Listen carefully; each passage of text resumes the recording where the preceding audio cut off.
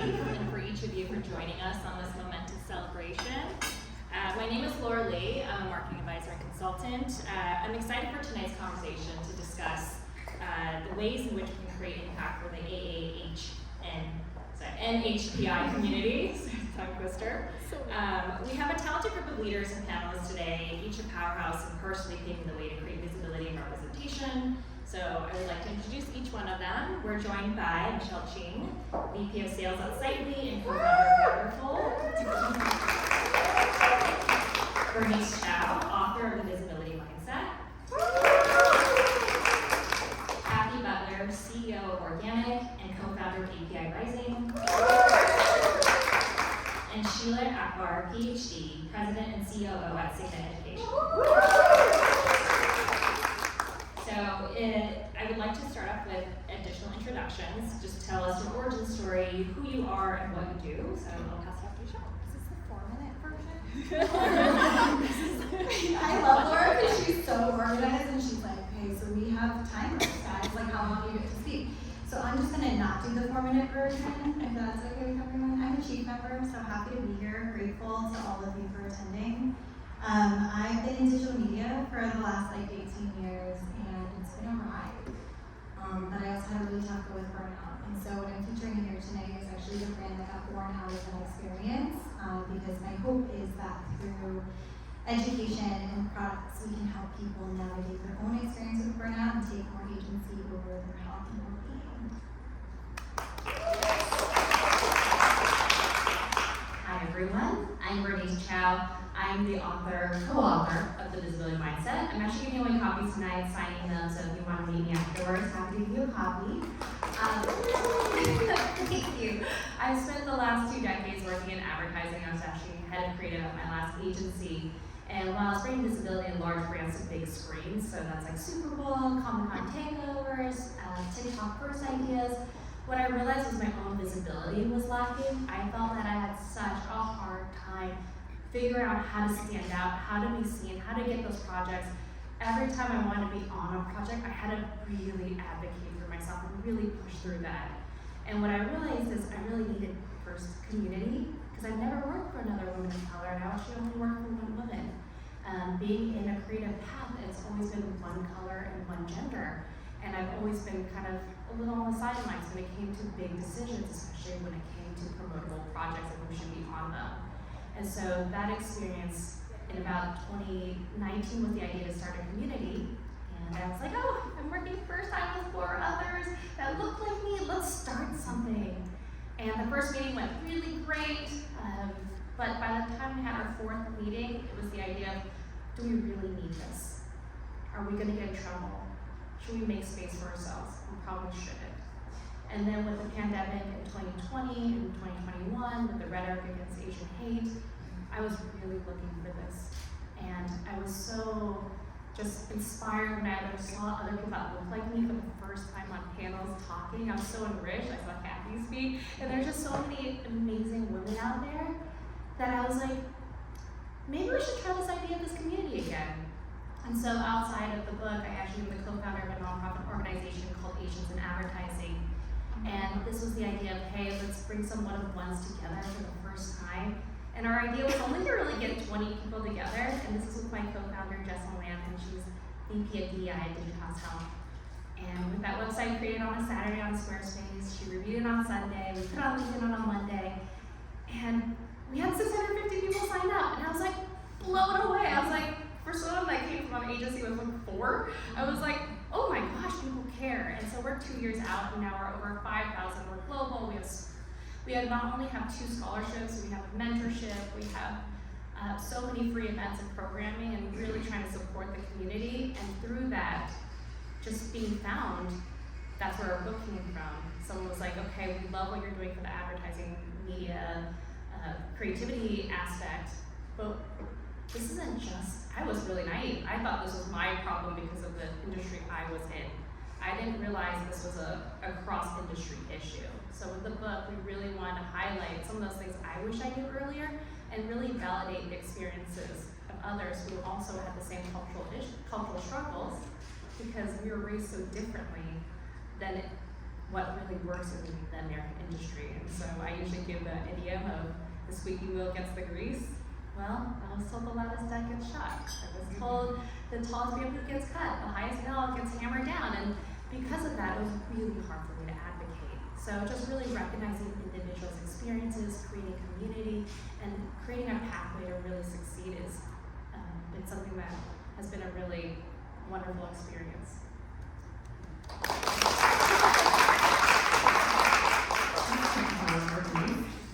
I'm Cathy Butler. I'm the CEO of Organic. Organic is a digital advertising agency, and my origin story is a component of I spent most of my career ignoring the fact that I'm Chinese. It's quite clear to others that I'm Chinese, but on the inside, I found it really easy to ignore who I was on the inside and actually just follow suit in corporate America. And a few years ago, having worked with BAN and with the rise of H&H, she reached out and said, I think our community needs help. How can we help them? And thus started an amazing partnership, sisterhood, with BAN. And we've become obsessed, and I'm more data obsessed about this than I have ever before around the lack of AAPI in leadership in corporate America. You can see it in the data, you can see it in the share of promotions, and you can see it in the lack of movement from early on, particularly acutely for AAPI women. And with this as our mission to advance AAPI leadership in corporate America, we created and launched AAPI Rising this month. And it has been a conversation that Van and I have had for a long while, and we have tried to come at it in different ways, and we feel that our solution is a couple-fold. One is recognizing the particular challenge. Two is believing and advocating for and investing in yourself in terms of career development. And then three is culturally resonant career coaching. I think we have all been in corporate spaces where your coach, who is meant to advocate for you and teach you skills, looks nothing like you. And that is a big unlock for us in terms of understanding cultural values and also applying that in a workplace that really doesn't look like you at all. So we're really excited about this next chapter. There has been a really great response to what we're trying to do. So just excited to be here, and thank you so much for the opportunity. Thank you, everyone. It's so wonderful to see so many people here. I'm Sheila. I'm president and CEO of Signet Education. And we work sort of downstream of, I think, all of the issues that everyone here brought up. So my story is I'm an educator and an entrepreneur. And I think many of us can probably relate to the way I was raised in an immigrant household with a laser focus on academic excellence and achievement and, few limited career path options, right? So I was fully on that path for a long time. And then there was a little voice that said, this is not your path. And I was really scared to listen to it. I tried to not listen to it through like 3 different careers. And then I finally had to listen to it. And what it called me to was education and working with teenagers who need that mentor, who looks like them, who understands the pressures that come with, the family structure that they happen to come from, the cultural backgrounds they happen to come from, and help them navigate high school with an eye on their strengths and their own values, and understanding how things like a certain college or a certain career path are going to serve them in their wider lives, as opposed to putting the college goal first or the career goal first. And so Signet is really influenced by my own experiences, and we've come up with some really wonderful frameworks for helping young people figure out themselves and their place in the world.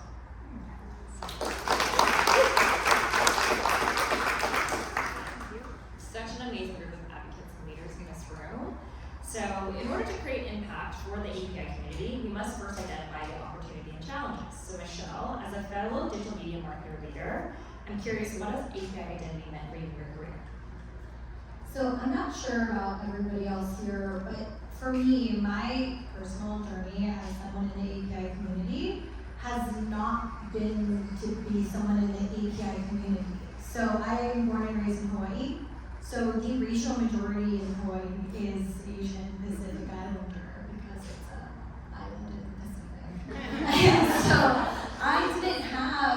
same, I don't know, relationship with it. I didn't join the Asian groups. I didn't join the Chinese, Japanese, Native Hawaiian. So I didn't join any of the groups because I didn't know really like how to identify with it. But like what some of you were talking about, it's like in 2020 and with all of the Asian hate that was going on, and Van and I talked about this too, I was like, I can't not join. Like, what can I do to support and how can I be part of it? I joined your organization before I even got to meet you, and I just, you know, it's interesting because how I've identified as a member of the AAPI community myself has really evolved because it had to. And so whatever I can do to give back at this point to the next generation, my peers, my colleagues, whatever that looks like, I'm here for it, and that's just honestly like what I'm looking to do. And the last thing I'll add is that's actually why we all created this event. The handful of us that created this, we were just sitting right over there like a couple months ago. And it was literally inspired by this idea of like, well, we are the AAPI community. Let's just do that. And I want everyone to like look around the room or log onto their chief app because we did it, you guys. This like came out of nowhere, right? And this is what happens when our community bands together to create things. I'm just really proud of that. But, I think that's such an eye-opening vantage point to come from being the majority into becoming the mainland, and you're now realizing that there is a minority to yourself.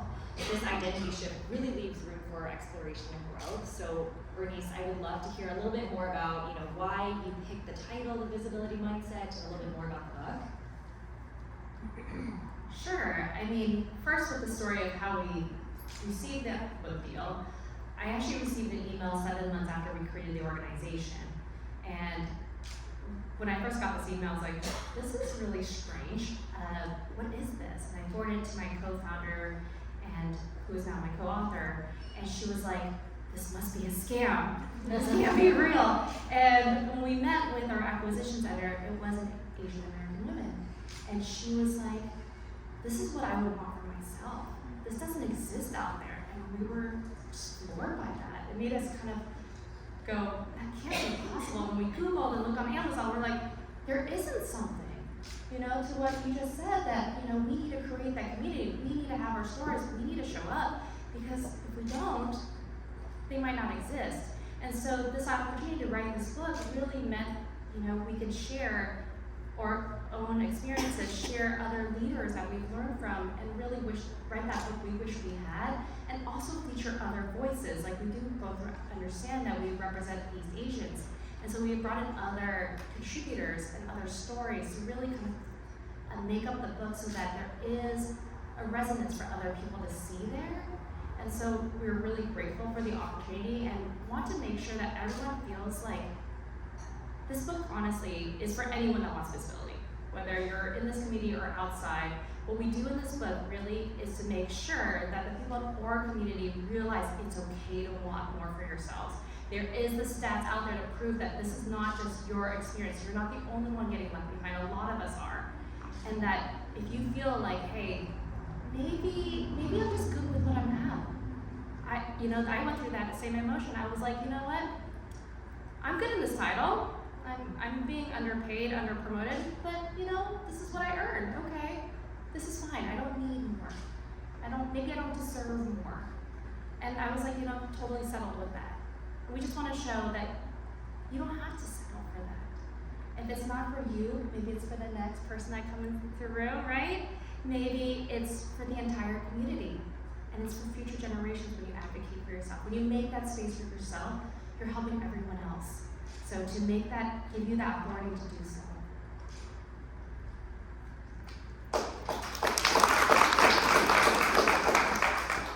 I think it's amazing that we're recognizing now that we're at such a pivotal moment to really grow and pave the way for future generations to come.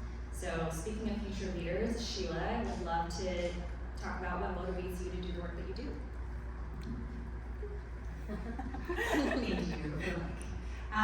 So I'm really motivated by seeing, I think most educators will say this, that spark of understanding in a student. And it's not just, I understand the math, or now I know how to write this paper. It's a spark of understanding themselves and their own potential. And I don't really remember what I said the last time I answered a question, so forgive me if I'm repeating myself. But I really want my educators, my team of mentors, to be the mentors that we all wish we had when we were growing up. And to be clear, to sort of like Bernice said, the visibility mindset is for all kinds of people. The work that we do is for all kinds of teenagers. I'm particularly passionate about helping the API community because I think mentorship is really lacking in our community, and if we can start with our teenagers, if we can think about how everything we do is setting an example for them, and if that gives you a little bit more of that bravery to, be the role model or take the risk to advocate for yourself, then that's awesome. So getting back to your question, what motivates me is that idea that we're planting seeds. We're always planting seeds. And even the teenagers that I'm working with, they are influencing their siblings, their young cousins, other people in their schools. And it's one of these sort of network effects that can only have a positive impact. And I'm really excited about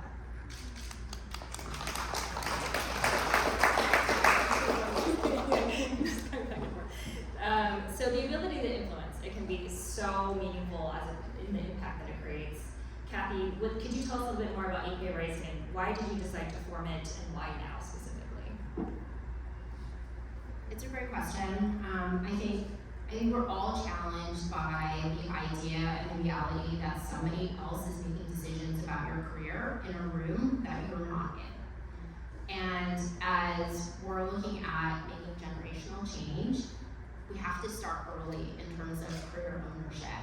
And the idea that you can be declarative and you can be really intentional about the choices that you make in your career in order to be then sponsored and to be considered for more senior roles, for C-suite roles in the future is an important conversation, and it is definitely achievable. And I think what's been really exciting about API Rising is, sure, our focus is in advancing API leadership in corporate America, but the idea of our curriculum really speaks to everybody. And I think Van and I have been incredibly humbled by the reaction that we have gotten from all of the folks, including all of you in our community, but even outside of that our concept really resonates with other folks in that the intentionality is important, because oftentimes you're in a position where somebody else is thinking about you and saying you're good at this, as opposed to as an individual saying, I want these things, these are the skills I need to learn and want to learn, and these are the choices I want to make in my career, and these are the roles I want, and these are the roles I don't want. And so similar to Bernice's point of view, it's taking ownership of what is your future as opposed to leaving it to somebody else. And it feels incredibly resonant now, but I also hope that it feels incredibly resonant 20 years ago when we were all making these choices in our career.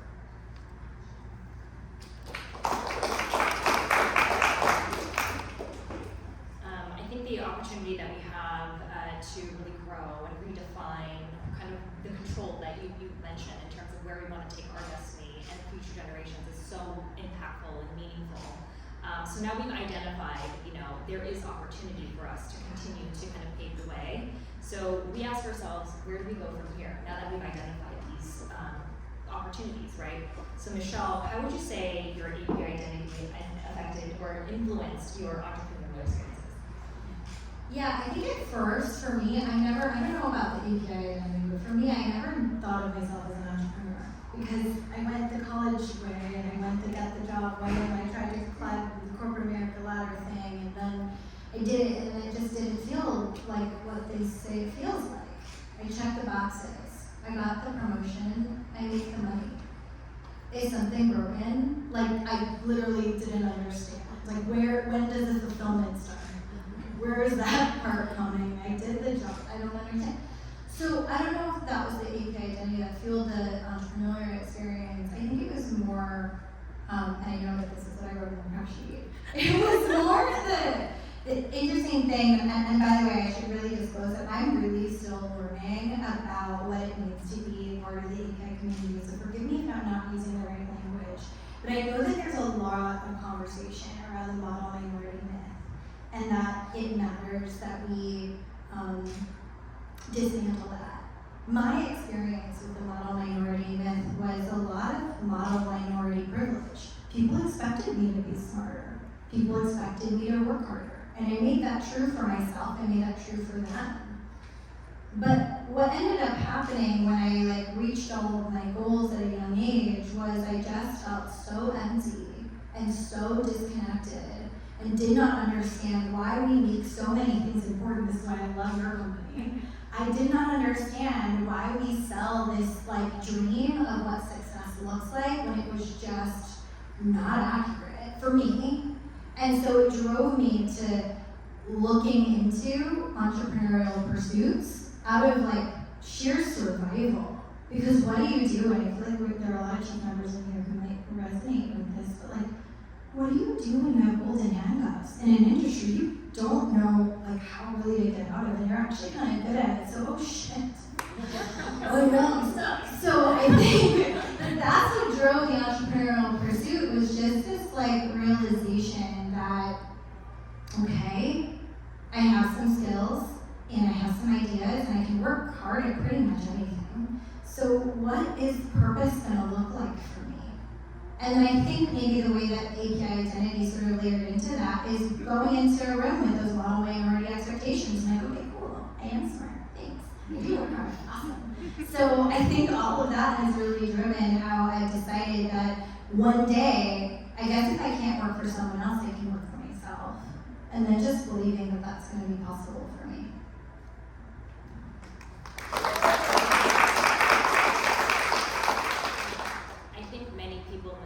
Probably experience the same thing, but coming from immigrant parents, the definition of success and the expectations that are put on us are very different than growing up, as first generation or second generation, and so forth, of kind of where we think the definition of success is. So this is why I think all of us up here and everyone in this room feel it's so important to relearn and unlearn tactics for us to really break through and redefine future paths. So, Sheila, what's your message to API families regarding education? I have a lot of them. But the one that I think is most maybe valuable, and the one I can say most quickly, is about remembering, I'm just to speak to the people in this room, and you can spread it to your friends, but just remember what it was like to be a teenager. It was really hard. And the world has changed so much in not just the last 3 years, but in the last however many years since you've been a teenager. This is a radically different world. What we thought we knew, or what our parents thought they knew about what makes you successful, is no longer true. Even if you're defining success in very narrow terms of a title, social status, earnings, those pathways either no longer exist or they are radically different. And this is a systemic issue. So let's not pretend that one person, like me, speaking my mind on this is going to change it. Systemic change comes from systemic solutions, right? So all of us working together in community to dismantle these myths that we have imbibed from various places, whether it was our parents or something in society, or someone said something to us in high school about what you should be as a model minority. So I really think the best kind of population of people at questioning narratives is teenagers. So listen to them, right? And I think in particular, the generation of teenagers now, and even people in their young 20s, are really good at challenging authority. And sometimes we are the authorities, we don't like to be challenged in those ways, but they are onto something. And we should remember what it was like to be a teenager, and we should listen to those teenagers. That's amazing. When I was a teenager, I was going through the angsty stage, and so, trying to bring back to that is Let's bring back some a lot of memories, right? Let's bring it back. So, speaking of future leaders, Cathy, what's your vision for future API leaders? World domination.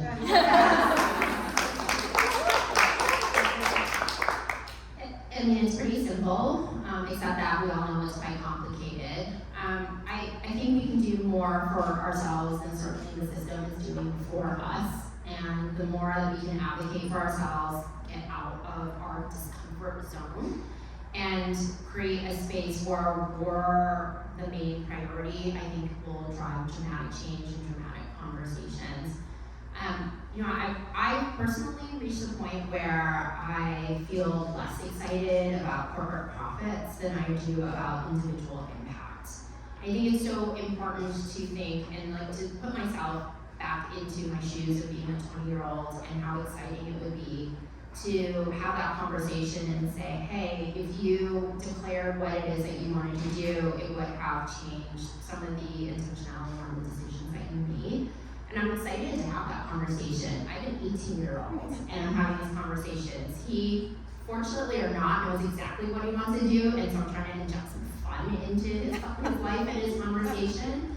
But if I project out and think about the future of API leaders, I really do feel like the world is our oyster, in addition to needing to take a little bit of risk on ourselves too. And I think those two things combined would dramatically change what we look like and what corporate America looks like too. Thank you. I think we've discussed many ways that the community can really affect change within the community. Bernice, the visibility mindset is also for allies to learn how to support the Asian community from outside. What are some examples? Yes, that's a great question, and thank you to all the allies in the room today. We're so grateful. We need our allies, right? This is a huge part of building bridges to really find change. And so I actually made it really easy. I made ally into an acronym, so ALLY. So the first A is acknowledge, so speak out and check in. Your voice matters. So when something happens, reaching out to your friends, your peers, your employees, your team, and just being, hey, we see what's happening. Are you okay? Right? That means a lot. I remember when I was at my old agency, and the CEO actually wrote an email. It was just like, gave us space, had a town hall, was like, it's okay if you need the rest of the day. And it really helped for all of us to process our feelings, to be like, oh, we can't stop working? Oh, that's nice. Oh, we can stop and process these feelings that I don't know how to deal with. And so that empathy in that space is really important. That L is to lean in, so educate yourself. What can you learn about this community? There's a great 5-part PBS series called Asian Americans, and if you don't have 3.5 hours, they actually have digestible bits that are really shareable and easy to watch. So that's a great way. There's bystander training, allyship training, a lot of free resources on the internet. You can also find really amazing people to follow, like some of them here, and just see what they're posting and see how you can use that conversation in your workplace as well. That second L is to listen. So create listening circles, ask individuals if they're really comfortable sharing their own experiences, and be really empathetic. Listen to what they have to say, and just get a perspective on it. And that last Y is for you. So what can you recognize in yourself? Is there unconscious bias? Are there phrases you can kind of dissolve? There's a lot of phrases where I was like, I'm just gonna Google if I should be using Chinese fire drill anymore. I was like, I don't really know where that came from. That was a really fun thing we did in the car as a kid, but I don't really know where that came from. And I Googled it. And it means, a chaotic, frenetic experience because you can't understand the language. And I was like, oh, okay, we should use that. But I'm open up to learning, right? I want to improve myself. So whether it's, within my culture or other cultures, but to kind of see what we can kind of unravel and to really learn how to grow ourselves.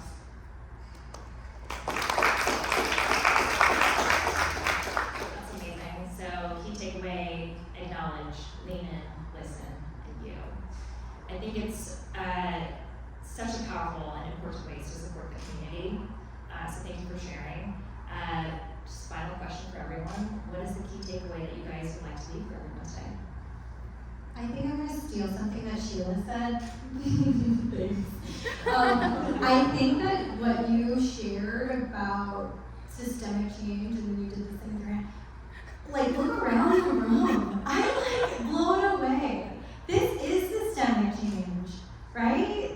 In our positions of executive leadership as members of this community, you're just 5 conversations away from changing a policy. And it's hard, yes, but you've done hard things And I think that that's my number one takeaway as I look around this room is like, Aaron, write a screenplay about it, right? Burns, get it funded, produce it, right? Someone make a brand that like monetizes that entire franchise. Like, do it, because you can, because you probably do it in your day jobs, but maybe you didn't have that conversation with that person that's sitting right next to you. So I think maybe that's my big takeaway, is get to know the people in this room and then get curious about what y'all can do together to make it a better place.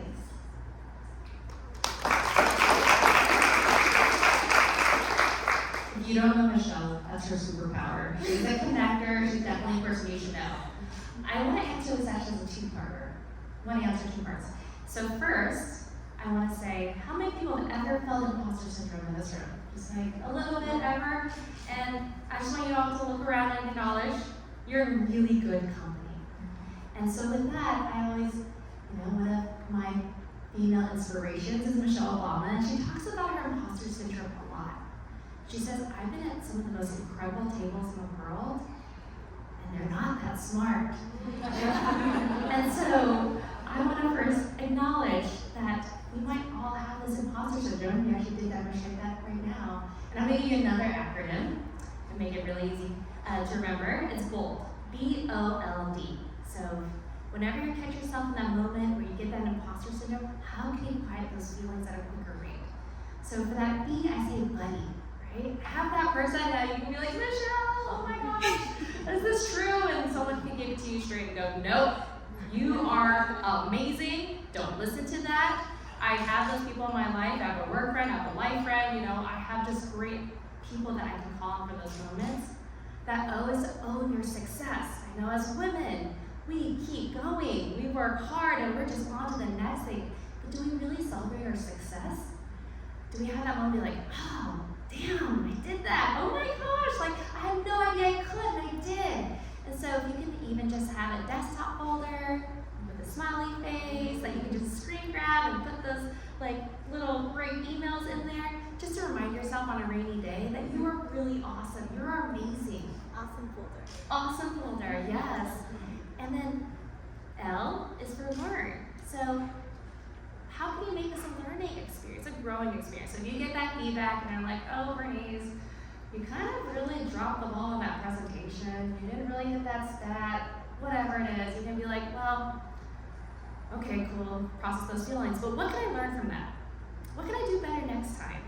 Can I join Toastmasters? Can I practice in the room I'm going to present in? Can I record myself on Zoom and then watch back what I've done, which I have done, and what I realized is I didn't realize that when I was like thinking, I would look away. And so that was one thing I learned. So it's like giving yourself that ability to learn from your experience, have that feedback loop, and then that final D is destination. So perhaps you did not do that great on that presentation, but if you're trying to be an executive leader, if you're trying to be a paid speaker, whatever it is, you can go, well, that's my destination. So maybe I didn't do well today, but to be there, I have to learn this. This is a natural step of the progression. And so you can kind of go, okay, maybe not today, but tomorrow, right? So give yourself some grace with your inner imposter syndrome. And my second part of the answer was to reach back and pull forward. So a lot of times when I meet amazing humans, I'm like, you should mentor. You're so incredible. And I think there was that imposter syndrome where you're like, we're not good enough. We're not there yet. We could be at this, but we're not there. And I say this to everybody in the room. You all have something to give. Every single one of you. Whether you're 3 months out of school, 1 year into your work, at the top, in the middle, wherever, you can always reach back and pull forward. Help someone else in the room, acknowledge others, and really give their sage advice.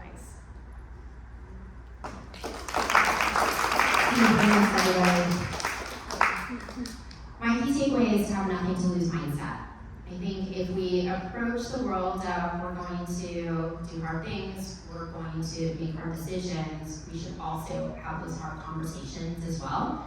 Whether you're having a conversation about compensation, whether you want the CEO role, whether you want to take over the world, it's take that step and have that conversation. Because you know what, on the other side of it, you know exactly where you stand. And if it's not yet for this compensation, or yeah, absolutely this compensation, it's a great conversation to have, and it is a great motivator to take them that next conversation to.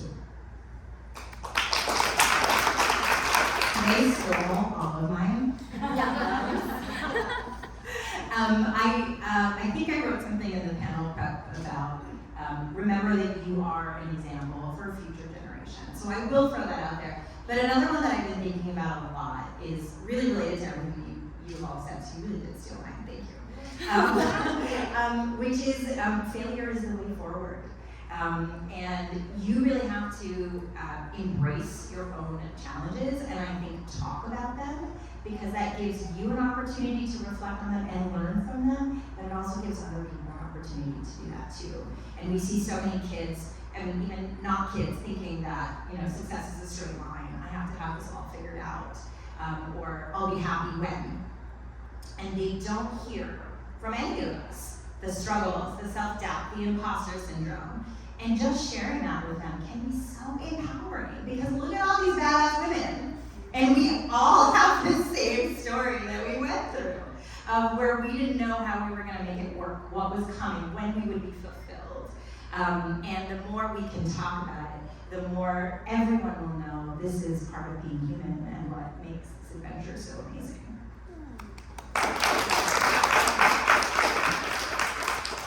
These are such incredible takeaways. I just want to remind all of us in the room that when we are together, the voice is that much louder, and we are the ones who hold the power in really redefining our destiny and controlling kind of paving the way for the new future. So really, I want to thank all of you guys. It's an honor to stand up here amongst you guys, amazing leaders.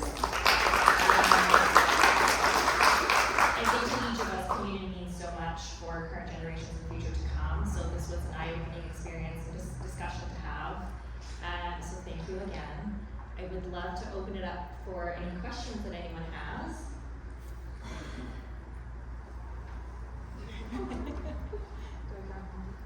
Yeah, or just stand up. Okay. Hi, my name is Jennifer. I volunteer for Asians in Advertising. So, I volunteer because I love giving back to the community. So, what are your passion projects outside of your day job? How do you give back to the community, and how can we support you in that journey? Oh, do you want me to get that? Such a good question. Okay, so I'm gonna plug two things. Thank you for this. Alright, so the first thing I want to plug is for our CBD brand. We actually have a collab with a dog rescue called Dove Project. They rescue dogs from the meat trade in Korea, and they work to shut the farms down. So Project Profits goes to that. So if you have dogs that need healing and calming, we have dog CBD with a pet journal. Yay. And then the second project that I really want to plug is what I'm working on for the Native Hawaiian community. It's still like pre-launch, but growing up in Hawaii, being Native Hawaiian myself, I don't know if a lot of you know this, but you should, because it's actually, you're all eligible for it as women. The SBA, Small Business Administration, has a program called the number 8, the letter A. They have an AA program, and that's a certification you can get as a minority-owned business.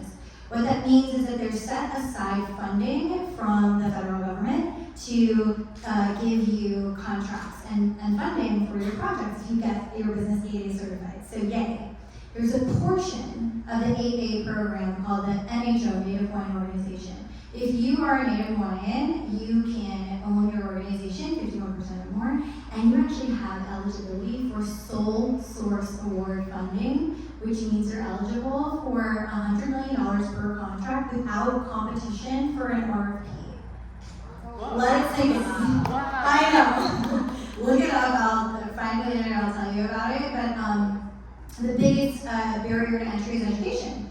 So I'm working with a mentor of mine to actually create live online training courses so that more minorities can get access to the AA program as a whole. So women who qualify, you're in, and then more Native Hawaiians can get access to the NHO AA portion of that program. So please, check it out.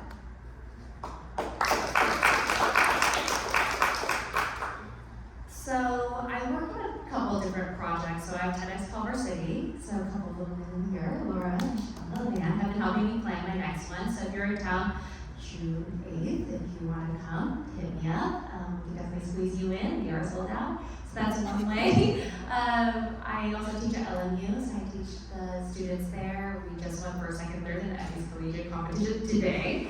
And so I'm really excited. So if you want to mentor for us, that's another way. What else do I do? I also work for a nonprofit arts group called Lightbringer Project that helps bring arts to at-risk communities and high schools. So that's another way, definitely help them with their mission to really spread arts to the education system. And then lastly, Asian advertising. So if you have people in your community or you want to just check out our events, they are free. Other than our one summit that we had 2 weeks ago, which we had over 650 people attend. It was really, really cool. It was virtual and we were so fatigued. So that was really cool. But the rest of the year we have a C-suite conversation on August 3rd. Thanks to Jen. She actually got a great speaker for us. As well as that one's free. So showing representation matters. We also have a scholarship program right now that we are funding an AAPI coach for 30 individuals because we know career coaches are expensive, but they're really necessary. So we are funding that. So definitely if you want to spread that to your community, your employees, definitely feel free to share that as a resource. You don't have to be in advertising. That is not a requirement. So after that program finishes, Susie is actually leading our mentorship program. So we not only have a scholarship with a coach, we have a mentorship program that we go into, and in January we actually have a creative scholarship program. So we have a lot of things often all around the year that you can participate and you can share the resources. It's really easy, asiansinadvertising.com. So if you forget, feel free to connect with me and I'm happy to share that with you. So I spent a lot of time as marching band mom. Both my kids are in marching band, and I am the president of the Music Boosters, which is a registered nonprofit for our high school. And I do it for a number of reasons, but most importantly, the value of music education. And the fundraising that we do 100% goes back into the programming that we offer all of our students, from field trips to whatever and whatever. And it just brings me joy. I really do it. It's a selfish thing, but it brings me joy to see my kids and to create a space where we can, it's not weird to be together with teenagers, but also because the value of music education is there and just the happiness that I see amongst all of the students is really amazing. Everybody's doing such impressive things. I'm like, oh gosh, what do I do have my hands in a lot of things, but I'll focus on 2. Signet Education is starting its foundation this year, which is very exciting and something that we're working on all the time. And we hope to serve a much broader audience of students and families, really, in spreading kind of this philosophy that we have. And related to that, I launched my podcast this year, which is really exciting. And I'm like, what? I have a podcast, we don't need another, but maybe we need this one because not enough people talk about the stuff that we've been talking about today. So I think one of the best ways you can support is to, go listen to that podcast, rate it, share it, tell me what you want to hear, what you wish you had heard when you were in high school, so we can get that message out.